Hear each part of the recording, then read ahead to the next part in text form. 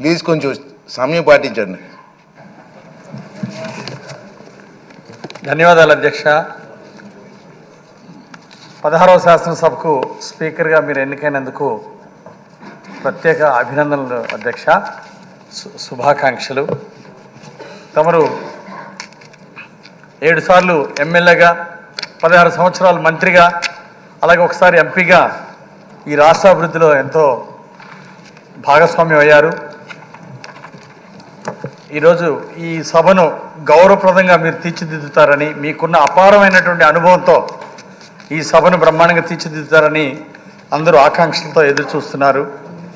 అలాగే గతంలో కౌరవ సభగా ఉంది, దీన్ని గౌరవ సభగా మీరు తీర్చిదిద్దుతారని, ఉన్నత ఆశయాలతో ఉన్నటువంటి మీలాంటి వారు ఈ సభాపతి అవటం మా అందరికీ చాలా గర్వకారణం.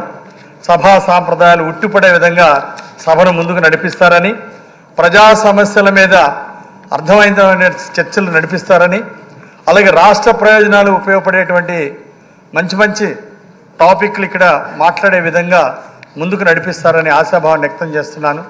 మీతో నాకు ఎంతో అవినాభావ సంబంధం ఉంది. నేను జిల్లా పార్టీ అధ్యక్షుడిగా ఉన్నప్పుడు అక్కడ ఇన్ఛార్జి మంత్రిగా ఉన్నారు. అలాగే మా పల్నాడు కూడా అనేక సార్లు మీరు వచ్చారు. మా వినుకొండ ప్రాంతం కూడా అనేక కార్యక్రమాల్లో మీరు భాగస్వామ్యం అవటం, అనేక పార్టీ పరంగా ఉన్నత ఆశయాలతో మీరు నడిచిన విధానం మా అందరికీ గుర్తుండిపోయేటువంటి విషయాలు. వైసీపీ ప్రభుత్వంలో ఆనాడు చేసినటువంటి ప్రభుత్వ దోపిడీ మీద మీరు పోరాటం చేసినటువంటి వ్యక్తి. అలాగే జగన్ ప్రభుత్వంలో చెత్త మీద కూడా పన్నేసినటువంటి అంశాల మీద ఆ చెత్త ప్రభుత్వాన్ని ఘాటుగా విమర్శించినటువంటి రోజులు ప్రజలు ఎప్పటికీ మర్చిపోలేరు అధ్యక్ష. అలాగే ఆనాడు మీరు చూపించినటువంటి ఘాటు స్పందనలు కానీ, ప్రజా పోరాటాలు కానీ ప్రజలు ఎప్పటికీ మర్చిపోలేరు.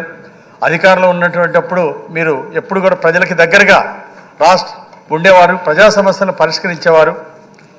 అలాగే ఈరోజు ప్రతిపక్ష నాయకుడు జగన్మోహన్ రెడ్డి, అలాగే వైఎస్ఆర్ పార్టీ ఎమ్మెల్యేలు ఈ సభకు రాకపోవడం చాలా దురదృష్టకరం అధ్యక్ష. కనీస సభా సాంప్రదాయాలు పాటించడం కూడా వీళ్ళకి ఆ సంస్కారం లేకుండా పోయింది. జగన్మోహన్ రెడ్డికి కానీ వాళ్ళ ఎమ్మెల్యేలకు కానీ ఈరోజు ఒక సభాపతిని ఎన్నుకునేటువంటి సమయంలో వారు ఇక్కడ లేకపోవటం, సభా సాంప్రదాయాల్ని గౌరవించలేకపోవటం ఇది చాలా దురదృష్టకరం.